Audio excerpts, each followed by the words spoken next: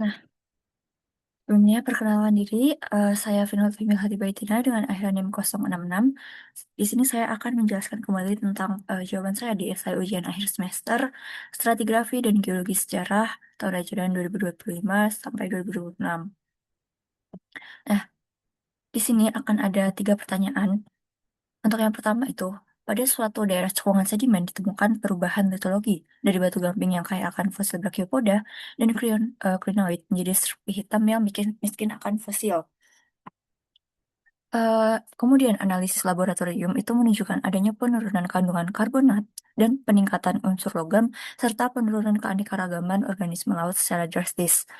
Nah, di sini ada 3 pertanyaan. Yang pertama itu kondisi lingkungan laut dari sebelum dan sesudah terjadinya perubahan litologi. Kemudian yang kedua itu ada faktor global yang menyebabkan adanya kepunahan massal di zaman tersebut. Kemudian yang terakhir itu ada hubungkan aktivitas vulkanisme dengan perubahan iklim dan kondisi laut. Nah, untuk yang pertama itu ada kondisi lingkungan laut sebelum dan sesudah terjadinya perubahan litologi pada batu gamping yang kaya akan fosil Brachiopoda dan crinoid. Nah, yang pertama itu ada lingkungan lautnya itu merupakan masih berupa laut dangkal ya pada saat pembentukan si batu gamping karena dia masih jernih kayak oksigen dan terjangkau sinar matahari. Kemudian suplai sedimennya itu relatif rendah sehingga mendukung menjadi lapisan batu gamping yang kaya akan fosil. Nah, kondisi-kondisi dari lingkungan tersebut itu masih mendukung untuk organisme bisa hidup dan berkembang biak. Makanya pada lapisan tersebut itu merupakan batu gamping yang kaya akan fosil Brachiopoda dan crinoid. Nah, untuk litologi itu sesuai dengan kondisi yang ada di Permian akhir atau late Permian, yang dia itu masih bed chart formation. Kemudian pada early Triassic atau Triassic awal itu terjadi perubahan litologi yang tadinya batu gamping yang kayak akan fosil itu menjadi serpi hitam yang miskin akan fosil. Itu terjadi perubahan lingkungan yang tadinya laut dangkal menjadi laut dalam. Sehingga si laut dalamnya itu ditandai dengan adanya penurunan kandungan oksigen atau menjadi anoksik. Kemudian terjadinya peningkatan kandungan logam. Nah, peningkatan kandungan logam ini berhubungan dengan pembentukan si black shell atau serpi hitam. Makanya dia bisa terbentuk di laut dalam. Terus kondisi anoksik pada suatu wilayah itu menyebabkan organisme sulit hidup di lingkungan tersebut, makanya menjadi miskin oksigen. Nah, kondisi-kondisi tersebut itu menjadikan si lapisan serpi hitam itu menjadi miskin oksigen. Nah, kondisi itu sesuai dengan eh, suatu kondisi yang ada di early Triassic yang merupakan black shell formation. Lanjut, untuk pertanyaan yang kedua itu, faktor global yang menyebabkan terjadinya kepunahan massal. Faktor global yang eh, menyebabkan terjadinya kepunahan massal itu, yang pertama ada aktivitas vulkanisme besar itu akan melepaskan gas-gas beracun seperti CO2,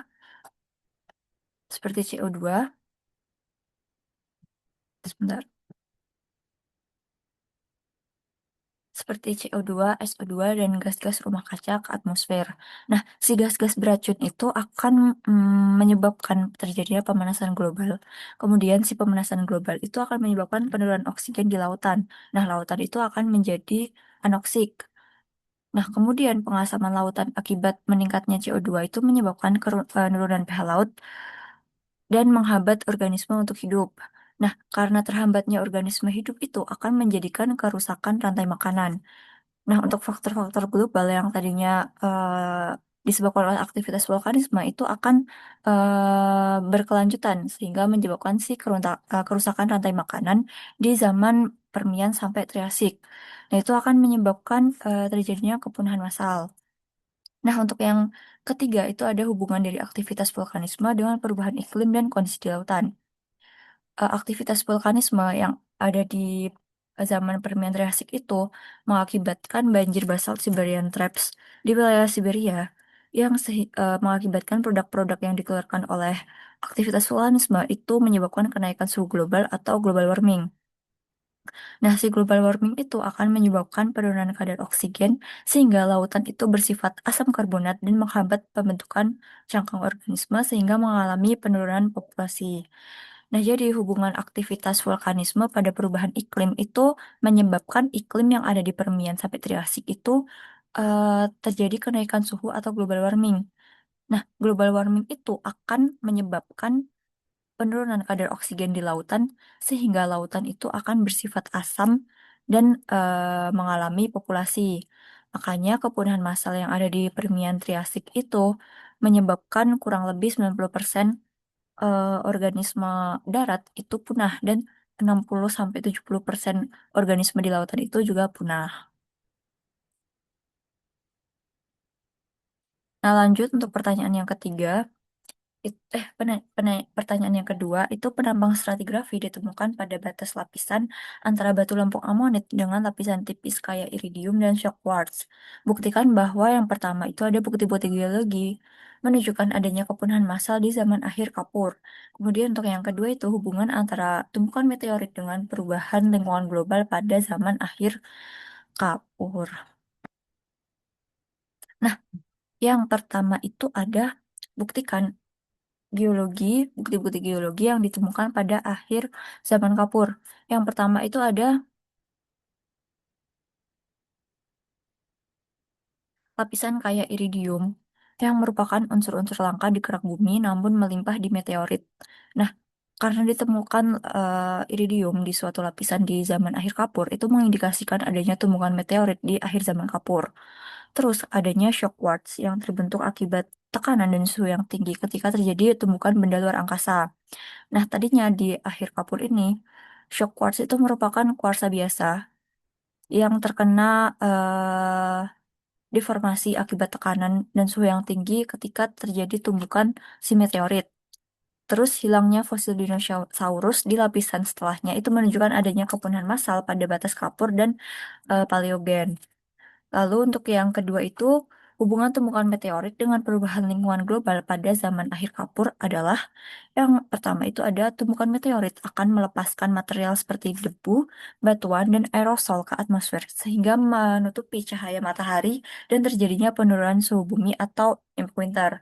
Nah, penurunan suhu bumi atau karena adanya berkurangnya intensitas matahari itu mengganggu proses fotosintesis sehingga populasi fitoplankton di permukaan bumi itu akan menurun.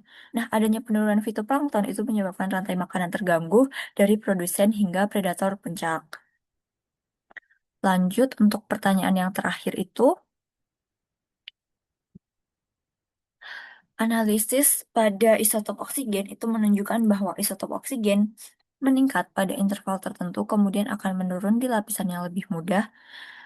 Sehingga nilai isotop yang lebih tinggi itu menunjukkan perkembangan lapisan es benua yang luas, sehingga ketika nilainya lebih rendah itu kondisi air lautnya akan lebih hangat.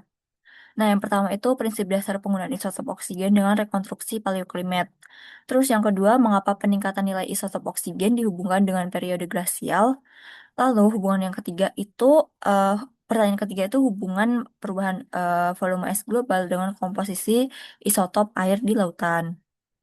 Nah, yang pertama itu ada prinsip dasar penggunaan isotop oksigen dalam rekonstruksi paleoklimat, yaitu foraminifera itu membentuk cangkang kalsium karbonat atau CaCO3 yang merekam komposisi isotop oksigen di lautan. Kemudian isotop yang direkam itu akan digunakan dalam studi paleoklimat yang merupakan oksigen -16 dan oksigen 18.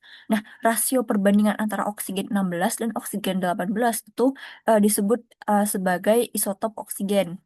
Nah, nilai isotop oksigen itu dipengaruhi oleh suhu air laut dan jumlah es yang tersimpan di kutub. Oleh karena itu, cangkang foraminifera yang teralpetkan dalam sedimen dapat digunakan untuk merekonstruksi perubahan iklim pada masa lampau atau paleoklimat. Nah, untuk pertanyaan yang kedua, peningkatan isotop oksigen berkaitan dengan periode glasial karena pada saat periode glasial, isotop ringan itu lebih mudah menguap dan tersimpan sebagai salju di es kutub. Akibatnya, lautan relatif lebih kaya akan isotop yang lebih tinggi.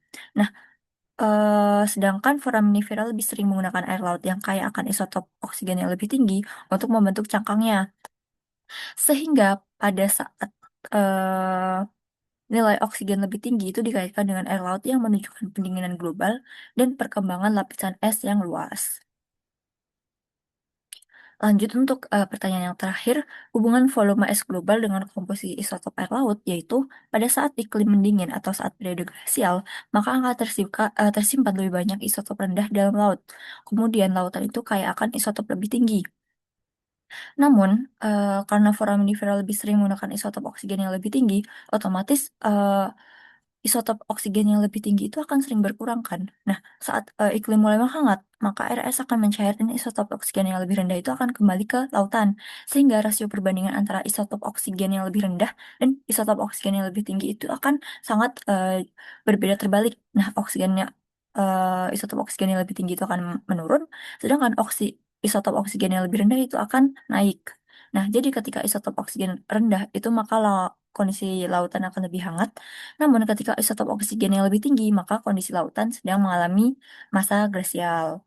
Nah, mungkin sekian jawaban esai dari saya. Terima kasih. Wassalamualaikum warahmatullahi wabarakatuh.